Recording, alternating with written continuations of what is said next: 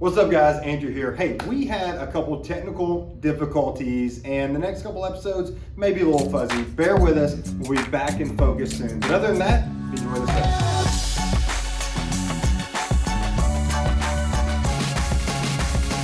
What's up, guys? Welcome back to the Forgotten Jesus Podcast. My name's Andrew. We have Pastor Robbie Gowdy and his wife, Candy. Candy, I have to say, your hair looks so much better this time than last episode. Well, I did get it done. I'm just kidding. The bun. Hey, I did have people say they liked my hair like that. I know. I agree. I agree. Who was that? Andrew? Vivian, maybe. No. Vivian. No. I did see something online about other somebody liking people. your hair. I know. Yeah.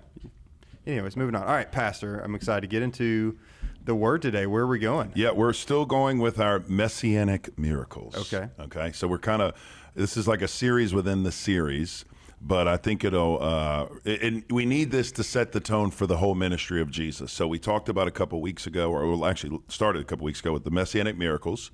Just to catch up, what are the Messianic miracles? Andrew, you're up. Okay, so... See if you can get them right this time. Yeah. He always pretty gets sure them right. I got it right last time. But okay. No, you missed one. No, you did get them right. Let's see if you got them again. Now I'm going to get them wrong this time. All No right. pressure. No pressure. Healing somebody born blind. Okay. Raising from the dead. That was the extra one. That was the extra one. Uh-huh. Yep, so that's number 4 maybe. Okay. Healing a man born blind. Yeah, We're starting off like last time. Keep going. No, don't give me any answers, Candy. Candy, what do you think? I'm not. Candy, what did you just say?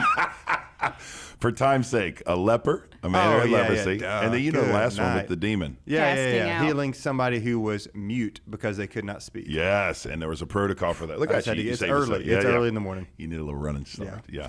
Okay. The first one that Jesus does is the healing of a man with leprosy, and we talked about just for context. Jesus comes on the scene after the ministry of John the Baptist. John the Baptist he's doing Messiah-like actions that cause the Sanhedrin to come out and observe. And we talked about 2 stages in they had a protocol. If anybody comes on the scene and claims to be Messiah, they had to go through 2 stages. Do you remember the stages? 2 stages. Investigation. Right. Phase. Yep. And... I don't remember the Like an interrogation? Interrogation, Okay. yes, that's what they are. Investigation or observation, Yes. and interrogation. The observation or the investigation phase precluded them or prevented them from asking questions. They were simply there to observe, and we're going to see, I'm going to give you 2 examples, if we have time today, of this investigation phase. And then after this miracle, there's a line drawn, and then we move into the interrogation stage, and you're going to see how that works. Okay, so we talked about the leper. Leprosy was a disease that was a death sentence. Right. If you got leprosy, it was incurable according to history, and we'll talk about that. And it was connected to sin. The rabbis said that leprosy is connected to the person's sin. So not only were you physically unclean, you were ceremonially and spiritually and ritually unclean. You lived in a perpetual state of uncleanliness. Now, the rabbi said that it was connected to sin. Yeah. But that's not true. Yeah, well, that'd be like saying someone that has a staph infection or a boil or here's terrible why. eczema. No, that's a good question. Do you see what I'm saying? Like, Yeah. why, if God said in John 9 that the man was not born blind because of his sin or his parents' sin, it was so God's glory could be made known, why would they associate a skin disease, you see what I'm saying, with sin? Why? I mean, I don't know. You maybe know the answer to that. That's a good question, Andrew. Do you know the answer? I don't know the answer. Okay. Do you have a guess? I mean, I have some thoughts. Okay. But I wouldn't say they were concrete this way every single time. Yeah, let me give you a biblical reference for it. Or let me give you the biblical evidence and then the rabbinical thought. So they viewed this sin on another level of sin based on this idea. This is how they got there. So in Leviticus, it talks about leprosy. 5 times in Leviticus, leprosy is always connected with the law. Leviticus 13:59, 14:2, 14:32, 54, 57, always connected with the law. And so the rabbis tried to determine if there was a connection between breaking the law and leprosy. And so they deduced Again, I'm not saying this is right, but this is the way they thought. Pharisaical law thought this. And they also had a principle that, and again, we think it is crazy. Why would they think that? But we would agree that sin does bring sickness. Sure, okay? some sins. Yes, right. sin does bring sickness. Yes, but not all. No, right. And so, but in this case, this is a good point.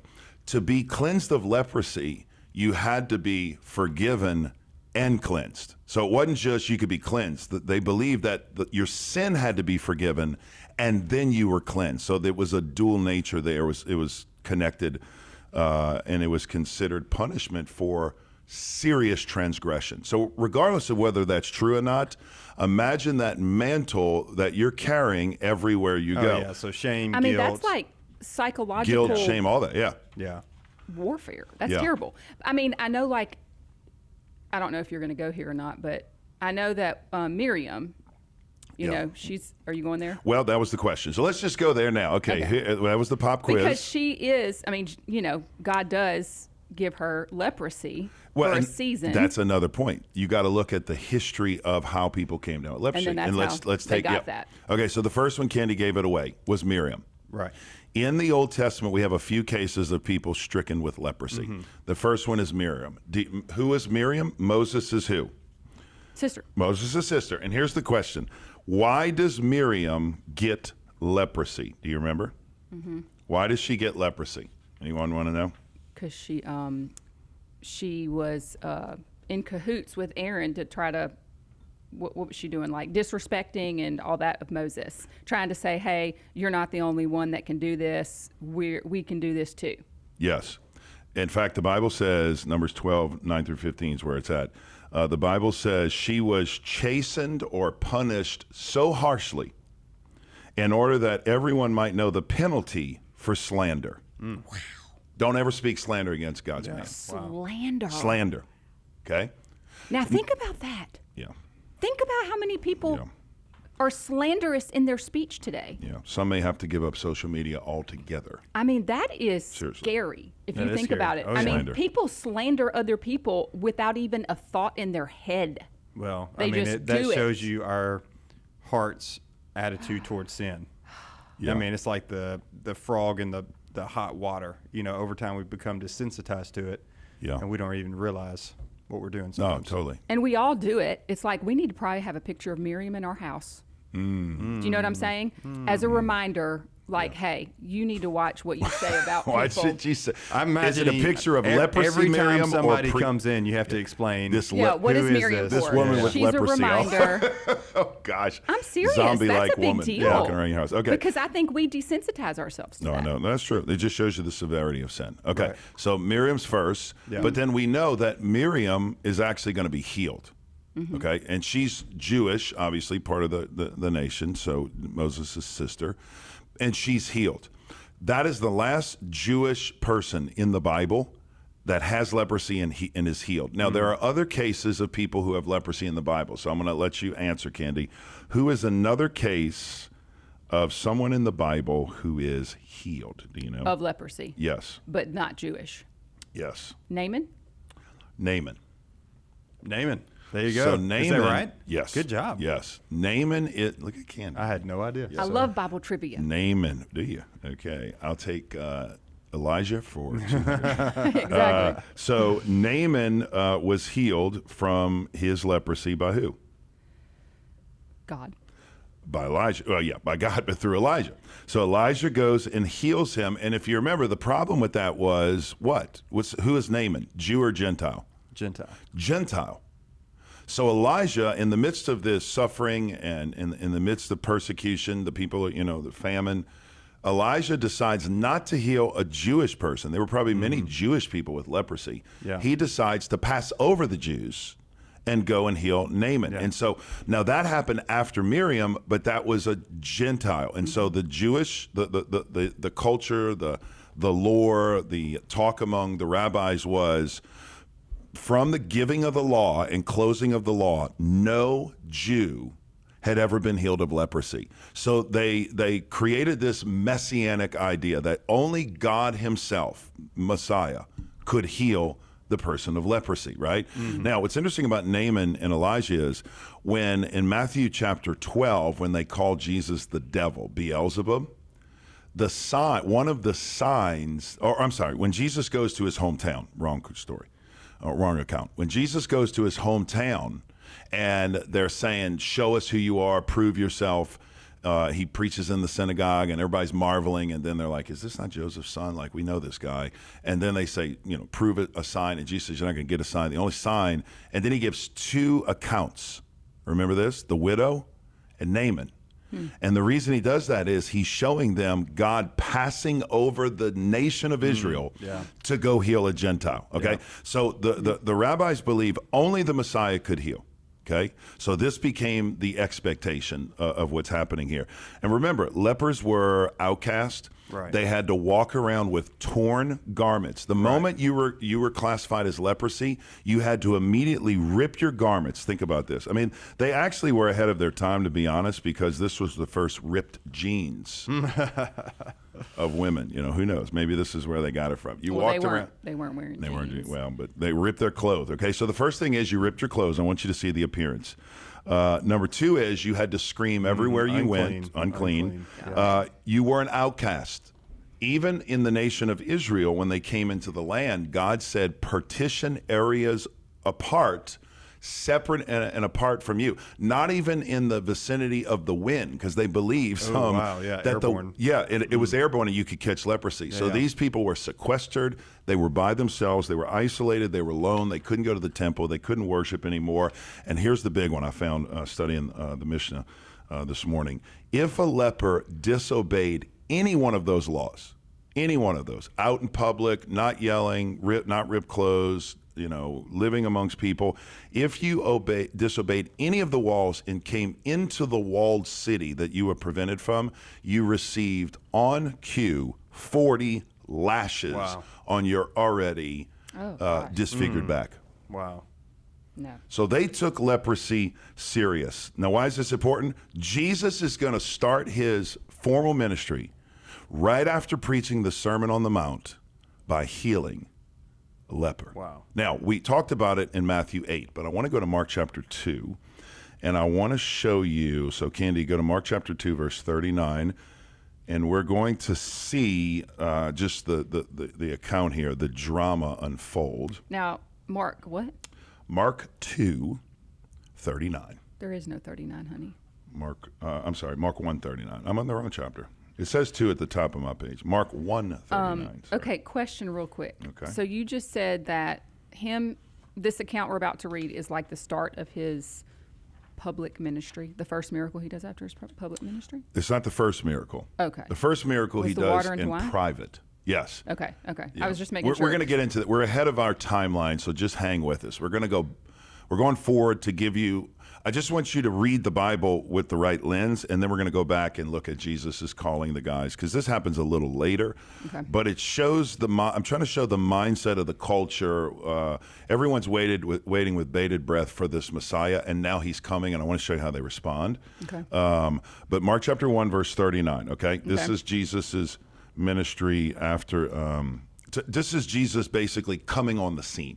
Okay. He's like, all right, I'm here, and I'm going to show you I'm here. Okay. Okay, here we go. He went into all of Galilee, preaching in their synagogues and driving out demons. Then a man with leprosy came to him and on his knees begged him, if you are willing, you can make me clean. Okay, let's stop there. Notice the question. If you're willing. If you are willing, you can make me clean. You can make me clean. Why is that question phrased that way? To me, it shows that he 100% believes that Jesus can. Yes. It's just up to his will. Yes. So he didn't say if you're able. Right. That's exactly right. He doesn't ask, can you heal me? Yeah. He knows he can. Can you make me clean? Right. He believes he can do it. He says, he's assuming. Mm-hmm. He's like, listen, I know who you are. Right. I know. And he's on his knees. Yeah, a lot of humility here. You see the humility here. Okay. So he says, if you're willing. We can assume he is screaming unclean. He is like he's doing all the things he should be doing on top of. Yeah, and you have to remember too, Jesus is not, this is hard for people to realize, but Jesus was not the only one who could work miracles through the power of God. Like the scriptures replete with Moses performed miracles. Right. Aaron performed miracles. Elijah performed miracles. Elisha performed miracles. So Jesus is not the only miracle worker in all of Israel.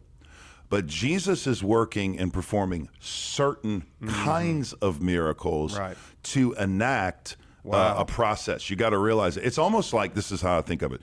Jesus has like a manual, supernatural manual in his back pocket that he's following a plan. Like literally a plan to prove he's the new Moses. Yeah. He's the, the son of David. He's the God with it. Like he's following a plan here. And it's like, okay, yeah, you can hear a lot of miracles, but we're going to see no other miracle leads the people to be in an uproar than this one. Right. This like is the shot across the bow. Yeah. We're going to see. Okay, so let's keep reading. Okay. He knows who Jesus is. Be made. He says, if you're you are willing, make me you clean. can make me clean. Moved with compassion. I love that, by the way. Jesus reached out his hand and touched him. Right. I am willing, he told him, be made clean. Okay, stop here. We're just going to keep stopping because there's so much here. Moved with compassion. Yeah. Yeah, moved with compassion. Watch this. What's the next thing? Reached out and touched him. Okay, now here's the thing about Jesus. He doesn't need to do any of this. Right. Like Jesus says, he's going to show us he can heal separate and apart from presence, Even being there, yeah, geography, yeah. location. He doesn't need to. He tells the centurion, Yeah. his son's healed. I mean, it's over. So he doesn't need to be even in the vicinity, much less physically touching the person. But Jesus extends his hand. Now, here's the problem with this. If Jesus, as we know, touches the leper, Right. what happens according to the protocol of the Jews? Ceremonially, I said that word wrong. Ceremonially. He's unclean at this Yes. point. Jesus becomes unclean for how long? 7 days. 7 days. So Jesus has to sequester himself in seclusion apart from people because he's now unclean because he touches the man. Okay. Now, here's the thing. The reason, we talked about this before, the reason Jesus touches him, yes, he has compassion. Yes, it's a personal touch. Yes, the man hasn't been intimate for God knows how long. Jesus touches him. But Jesus is also touching him for one main reason, and that is to prove he was the leper Messiah. Wow. And we talk about this in other episodes, but it's from Isaiah 53:4, where, remember what it says, he'll take on our griefs and sorrows. And here's what the rabbi said. The Babylonian Talmud, which is a commentary on the scriptures, says the rabbis believed that Messiah would be called leper scholar or leper Messiah from Isaiah 53:4, which says, surely he bore our griefs, carried our sorrows, yet we did not esteem him, yet we did esteem him a leper. That's what it says. Smitten by God and afflicted. And they believed that when the Messiah came, not only would he not get leprosy, he could absorb leprosy in him and remain clean. Now, why is that so important? Because that's exactly what Jesus does when we confess sin to him as our once and for all perfect sacrifice. Jesus is not affected by our sin. In a sense, he absorbs the wrath, the punishment, the sin upon himself, and exchanges our sin for life, gives us a clean record based on his account, not ours. So there's so much going on here. Just the touching, way more than just grabs a hand. Can you imagine the sight here? Verse 42, immediately the leprosy left him and he was made clean. Oh, can my you gosh. remember, Oh, can my you gosh. imagine people seeing that? Oh, gosh. It kind of reminds me of the Valley of Dry Bones, where God takes the bones and puts flesh and skin and all, like Rattle. just how he, It's like that song, Rattle. yeah, it is. Oh, gosh, I How love he that song. restores We love that song. what is broken. Yes. Ooh, that's good. What were you going to say, Candy? Got a question? Okay, so you just said Isaiah 53:4. Yeah. That does it actually say leper? Well, that word could be leper. This is the rabbis quoting the Hebrew I was gonna say because I've never read that before. Read, yet we did esteem him We esteemed him stricken, smitten by God, and afflicted. stricken. Yeah, so stricken is the word there that can be translated as stricken, a skin illness, a skin disease. I had no idea. Stricken, like when God, when Miriam was stricken with leprosy. See the idea? Mm-hmm. That's what it could mean. Okay, so I have a Is question that here. interesting? Very. Yeah. So red letter here, Mark 1, verse 44. Okay. Red letter, so Jesus is saying it. See that you say nothing to anyone, but go and show yourself to a priest and offer that Moses commanded for your cleansing as a testimony to them. So why is it, you've said this before, but just remind me, why is it sometimes Jesus says, go and tell nobody, and other times he says, go and tell people? Okay, Yeah. that's next week's podcast. Boy, you are okay. setting this up All perfect. right. But let me just show Cliffhanger. you one thing. I'll just put a period on this thing. If you go to Matthew chapter 11, just kind of finishing up the leprosy idea, and we'll pick up next week. But I want to show you something interesting because John knew this leper fulfillment was an indication of the coming Messiah. So much so that in Matthew 11, and I love this passage. Hopefully we'll get to it sometime in the next 2-3 years. But I love this passage because when John's in prison, he asked the question, are you the one to come or should we look for someone else? Okay? He's not doubting, I'll just give you a little hint, he's not doubting Jesus as the Messiah. Right. He knows Jesus is the Messiah. He's questioning the timeline here. He's questioning the pace of Jesus's ministry. Like, I know what the Messiah is supposed to do. Why are you not doing it? And Jesus responds to him. Matthew chapter 11, watch this. Read to me verse 4 and 5. Verse 4, 5, and 6. Watch this. You got it, Andrew? Matthew 11. Okay. Now watch what it Matthew says. 11, Jesus verse 4. said, go tell John this. Watch this. Yeah. Jesus replied to them, go and report to John what you hear and see.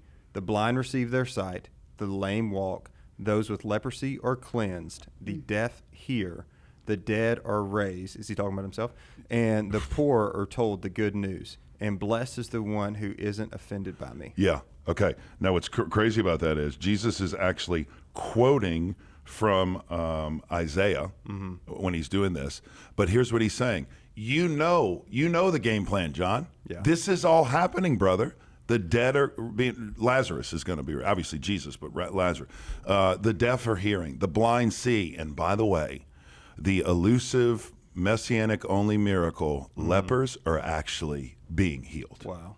And what he's saying to John is, it's happening. Yeah. It's not happening the way you think it's going to happen, but sit tight, John. It's happening. It's all part of God's plan. Next week, we will talk about why does Jesus tell some people be quiet when he tells other people go tell everybody? Yeah. That's an interesting question. Yeah. Okay. So what is one thing we can apply to our life? What is something out of this conversation that I can apply to my spiritual walk today and moving forward? Yeah, you got an idea, Kenny?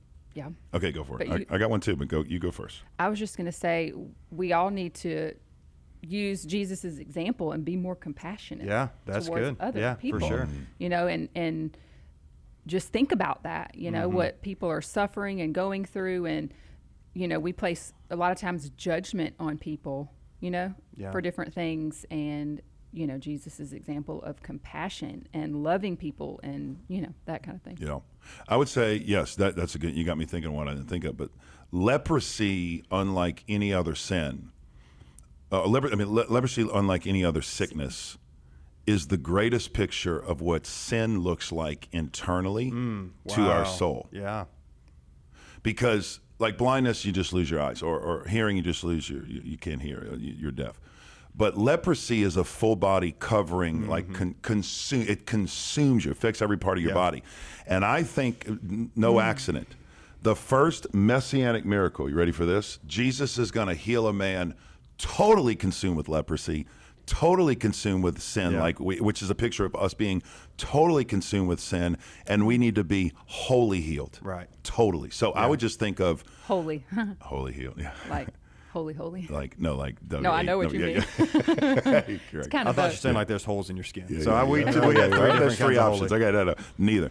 No, but I would say number one is, or let's ask on top of Candy's question.